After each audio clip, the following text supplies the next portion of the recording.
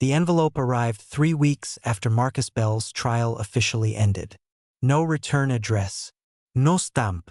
Just his name printed in a font too clean to be accidental. Marcus stood in the hallway of his apartment building holding it, keys still in his hand, the echo of the stairwell amplifying the sound of his breathing. He had won.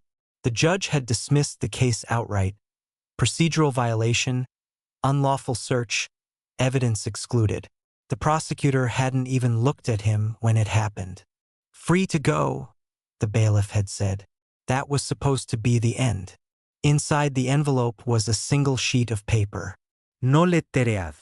No signature. Notice of post-adjudicative review. Your case remains subject to administrative evaluation. No action is required at this time. Marcus read it twice. Then a third time. Post-adjudicative review wasn't a thing.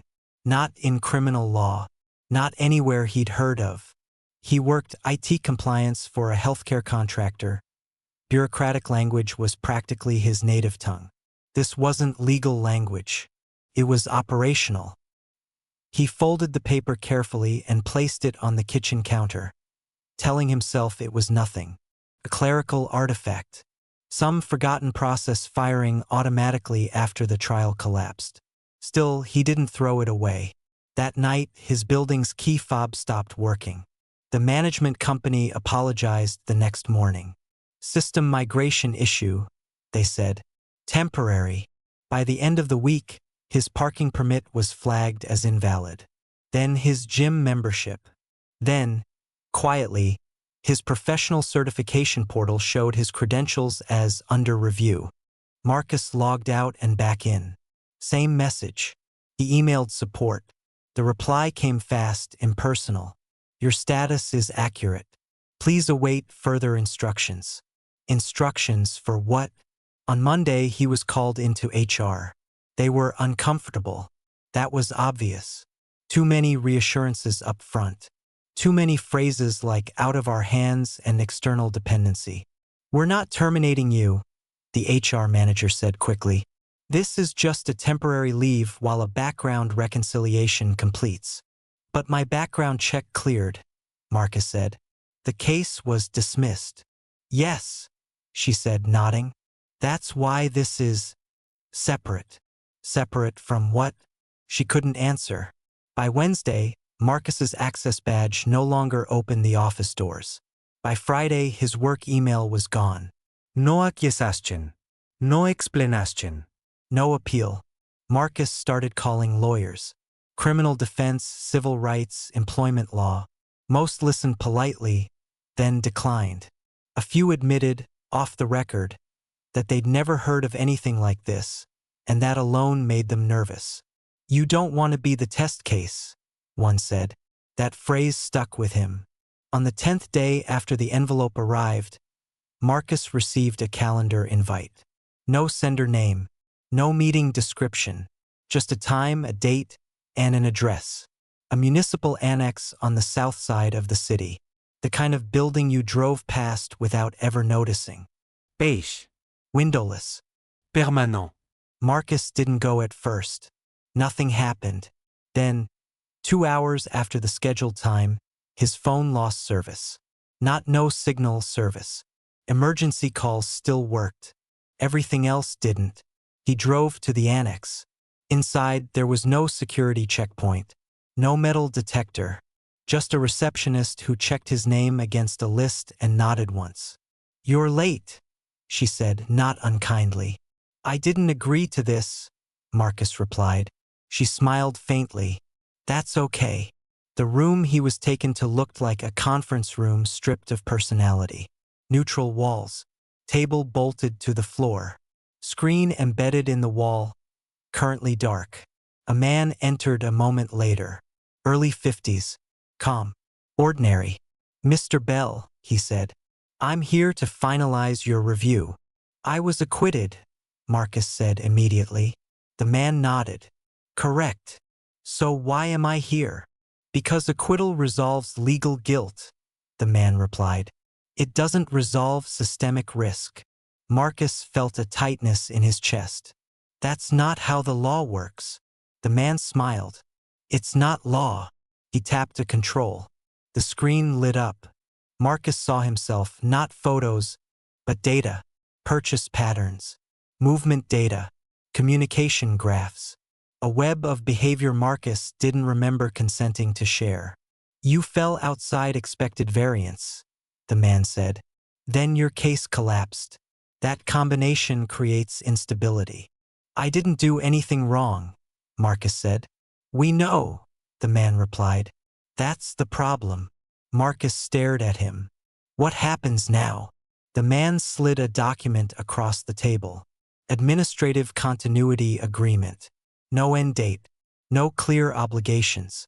No penalties listed. Sign, the man said. And your life resumes with minor adjustments. And if I don't? The man's expression didn't change. Then the system resolves you without your input. Marcus laughed, sharp and disbelieving. You're saying you'll ruin my life?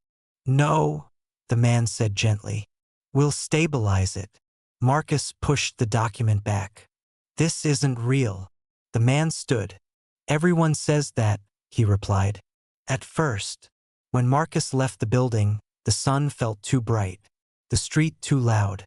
The world hadn't changed, but something fundamental had shifted underneath it. His phone buzzed. A notification. Status. Unaligned. Marcus understood with a sinking certainty that this wasn't about punishment. It was about containment. And the system had decided he needed to be contained, not because he was guilty, but because he had slipped through its hands once.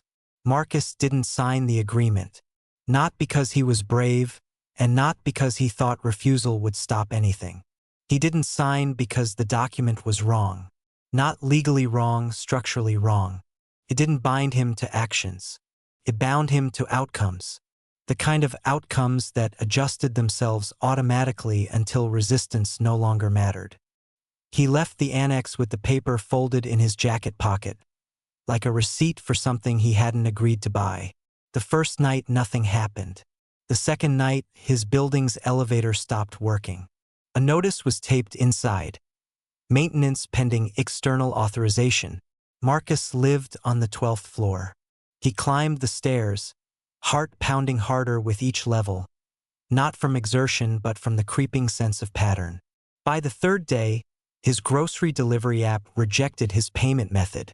The bank confirmed his account was active. The app insisted it wasn't authorized.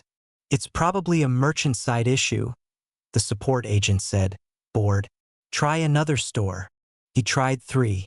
All failed. Marcus began to notice how often systems spoke to each other without human intermediaries. He hadn't appreciated it before. How much of daily life was mediated by silent agreements between platforms? How few actual people had to decide anything anymore. He went to a physical grocery store, paid with cash. The cashier scanned his items, paused, then rescanned them. That's weird, she muttered. What? Marcus asked. She shook her head. Nothing. The system lagged. But she looked at him differently after that. Not afraid. Curious. As if something subtle had flagged. That afternoon, Marcus received an email from his building management. Re-unit status review. No acquiescen. No notice of eviction. Just a request for documentation he'd already submitted when he moved in. Proof of employment. Proof of income. Proof of occupancy. He sent everything. The reply came an hour later. Documentation received. Verification pending. Pending became the word of his life. Marcus started keeping his own records. Screenshots. Logs. Dates. He wrote everything down, not because he expected it to help, but because the act of documenting felt like resistance. Like proof to himself that this was real. A week later, he lost access to his health portal. Not coverage, access. The app logged him out and refused to recognize his credentials. When he called the helpline, the agent's tone changed the moment she pulled up his file. I'm going to escalate this, she said carefully. The call dropped. It didn't ring again. Marcus began to feel a specific kind of fear, not panic, not terror. Something colder. the fear of being procedurally stranded, like standing between two jurisdictions where neither acknowledged responsibility. The next calendar invite arrived without warning. Different location, same format. This time Marcus went. The building was older, federal-looking. Inside, the air felt stale, recycled too many times. A woman met him in the hallway. Late 30s. Tablet. No vai. Follow me, she said. They didn't sit across from each other this time. They sat side by side, facing the screen. You didn't sign, she said. I'm still not signing, Marcus replied. She nodded. That was anticipated. The screen came to life. This time it didn't show Marcus. It showed others. Names blurred. Faces anonymized. Timelines scrolling quietly from left to right. Each one told a similar story. Legal resolution followed by administrative drift. Jobs lost without termination. Housing destabilized without eviction. Access degraded without denial. They were all acquitted? Marcus asked. Some, the woman said. Others had charges dropped. Mistrials. Suppressed evidence. Innocent, Marcus said. Legally, she replied. Marcus felt his throat tighten. So what is this? This is post-adjudicative management, she said. When the legal system produces an outcome that conflicts with predictive models. Predictive of what? Marcus asked. Future cost, she said simply. She zoomed in on one timeline. A man in his 40s. IT consultant. 2 kids. Charges dismissed due to unlawful search. He refused to engage, she said. Like you. The timeline dipped. Flattened. Never recovered. Where is he now? Marcus asked. The woman hesitated. He's alive, she said. He lives within parameters. Marcus stared at the screen. You're punishing people for being found not guilty. We're preventing anomalies, she corrected. Marcus leaned back, laughing quietly, hollowly. You realize how insane this sounds. The woman looked at him. Do you know how often people use that word when encountering a system larger than themselves? She turned to him fully now. You slipped through once, she said. That makes you unpredictable. And unpredictability is expensive. Marcus thought of his trial. The way the prosecutor's case had unraveled on a technicality. The relief he'd felt walking out of the courtroom. He had believed the system had failed. Now he saw it differently. The system hadn't failed. It had rerouted. What do you want from me? Marcus asked. She slid the agreement back onto the table. Alignment, she said. You don't have to like us. You don't have to agree with us. You just have to stop resisting. And if I don't? Marcus asked. She didn't answer right away. Then, she said finally, your world will keep shrinking until resistance no longer requires effort. That night, Marcus met someone who had already reached that point. It happened by accident, or at least it felt like one. He was sitting in a laundromat, feeding quarters into a machine because his building's laundry app no longer recognized his account. A man sat down beside him, early 50s, weathered, tired eyes. You're new, the man said quietly. Marcus stiffened. Do I know you? No, the man said. But I know that look. What look? The one where you still think this ends. Marcus didn't respond. I didn't sign either, the man continued. 10 years ago. Marcus turned to him. What happened? The man smiled sadly. Nothing dramatic. That's the trick. He gestured around them. The cheap chairs. The flickering lights.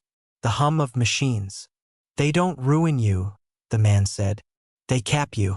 Every system you touch just stops giving you the benefit of the doubt. Why? Marcus asked. Because doubt is a resource, the man replied. And they don't waste it on people they've already priced out.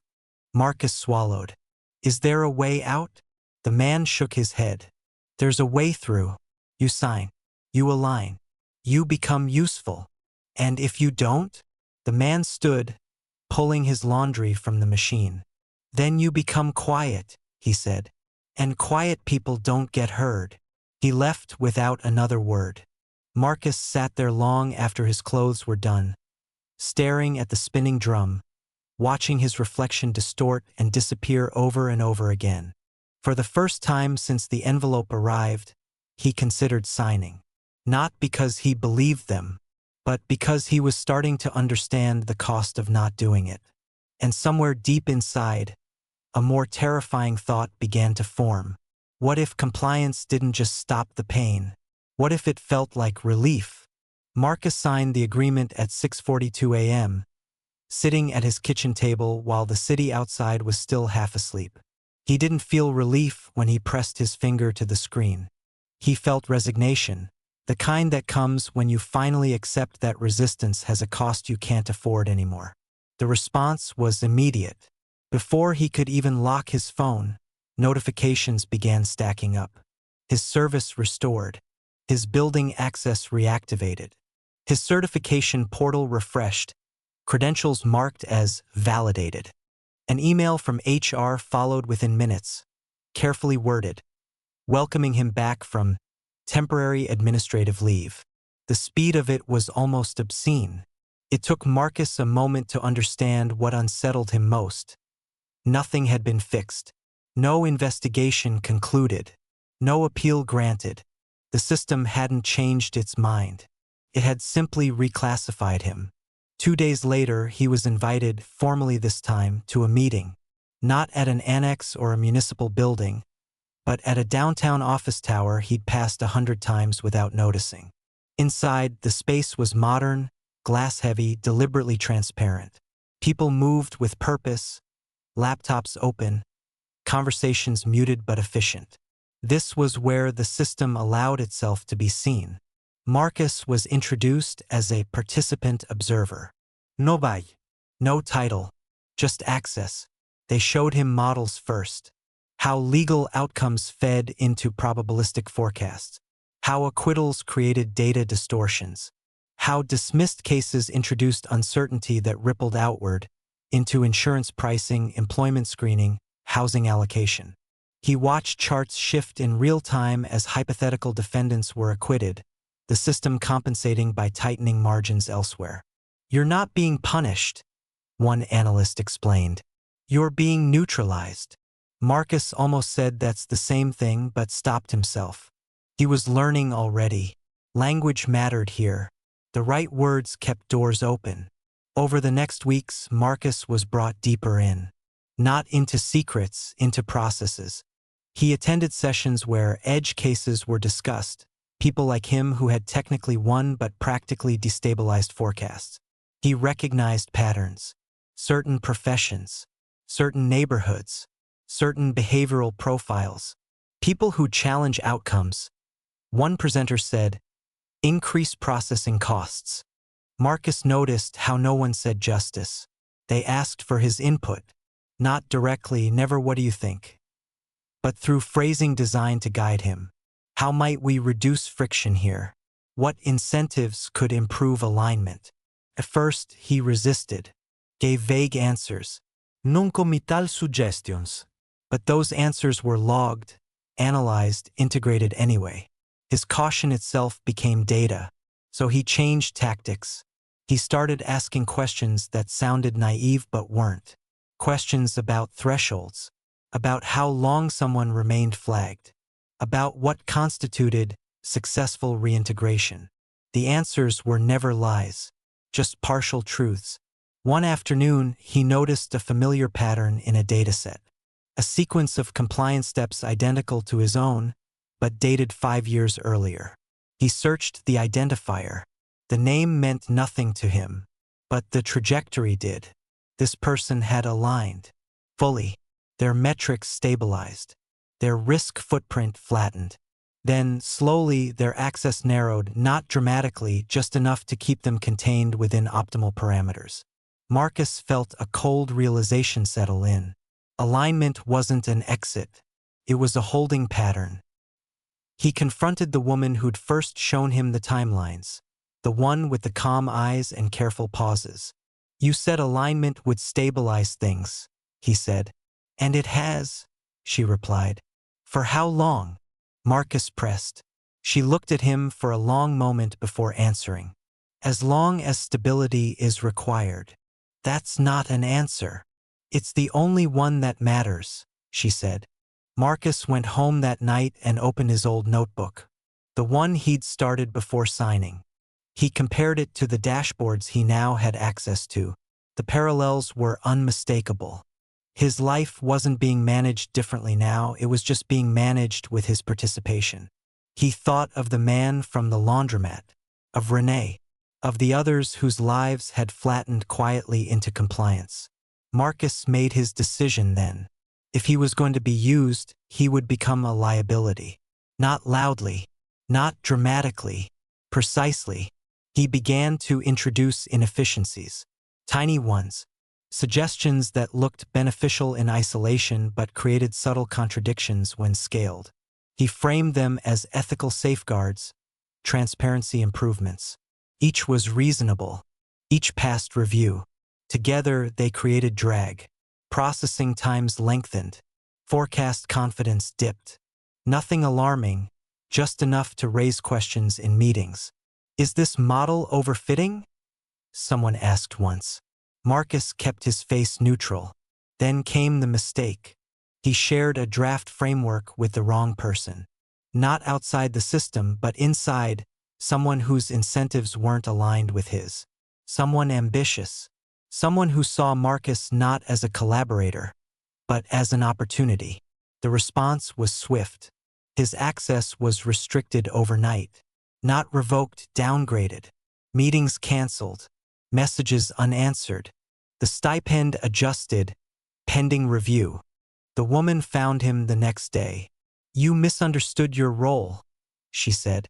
I thought my role was to improve outcomes, Marcus replied. She shook her head gently. Your role was to validate the process. Marcus felt a surge of anger. So that's it? Ima prop. She didn't deny it. You were always going to test boundaries, she said. That's why you were selected.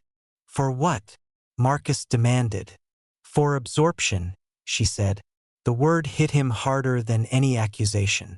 You think resistance is external, she continued. Something to suppress. But resistance is inevitable. So we build systems that ingest it. Marcus laughed bitterly. You're turning dissent into infrastructure. Yes, she said simply.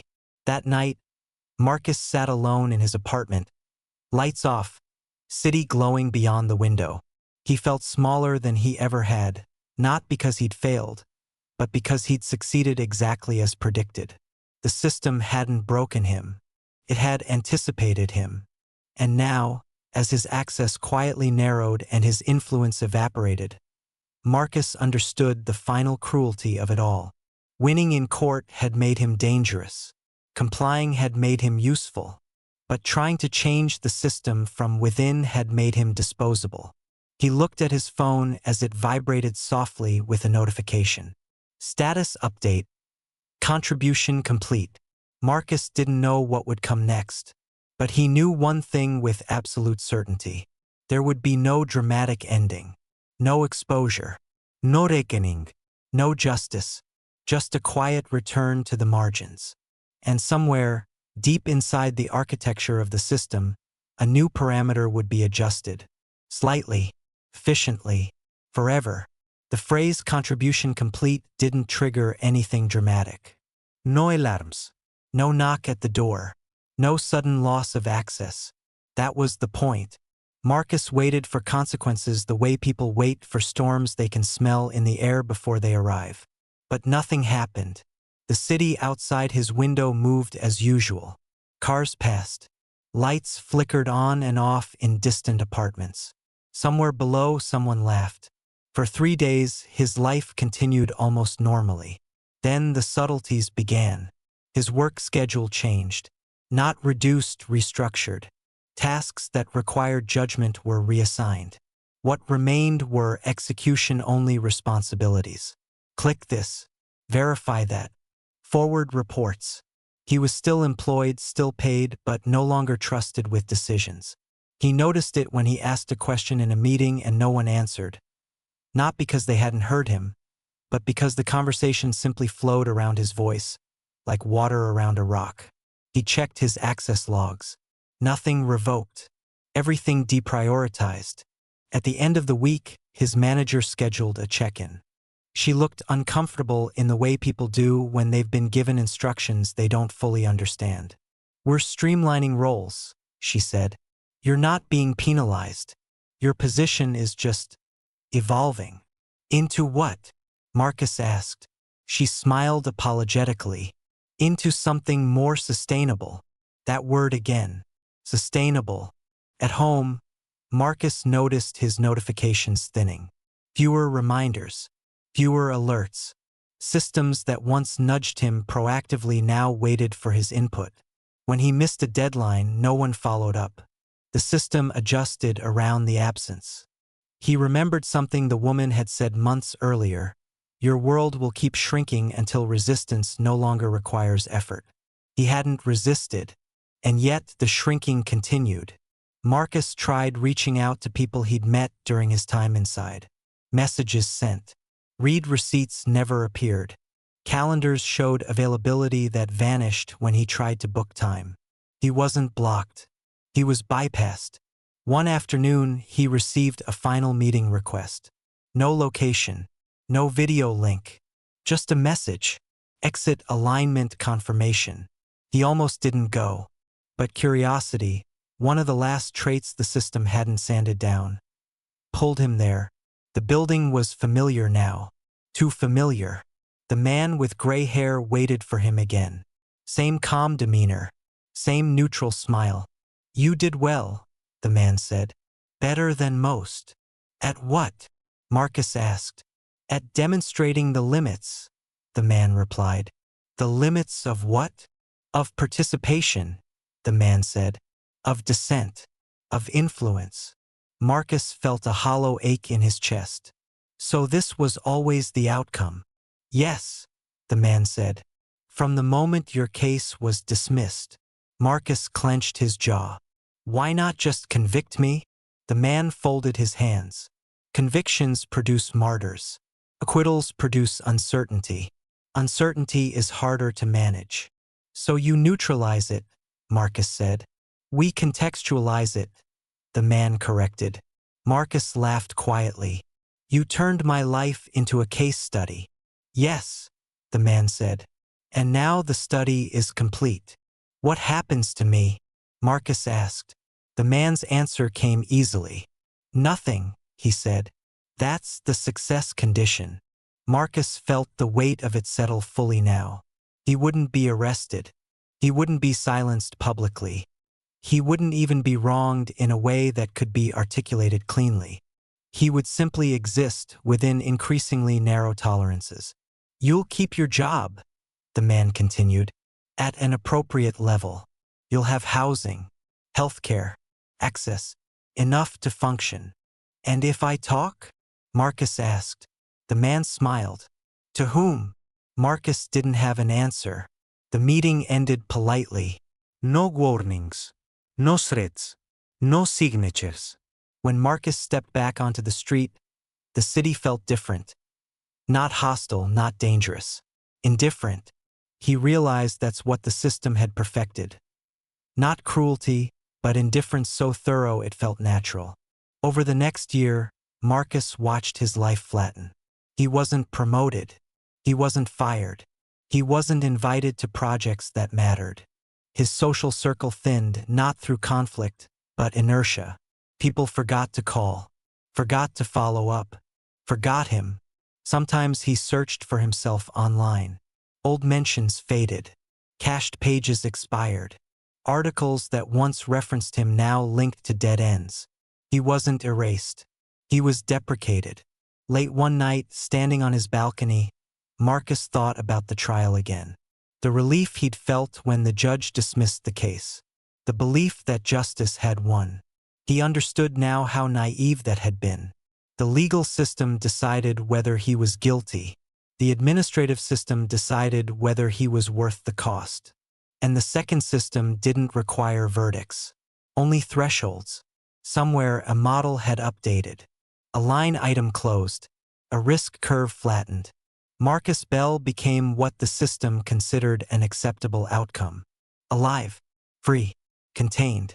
And if you were looking for proof, real proof, that this kind of system exists, you wouldn't find it in court records or headlines. You'd find it in the quiet lives of people who once pushed too hard, asked the wrong questions, or slipped through cracks they were never meant to survive.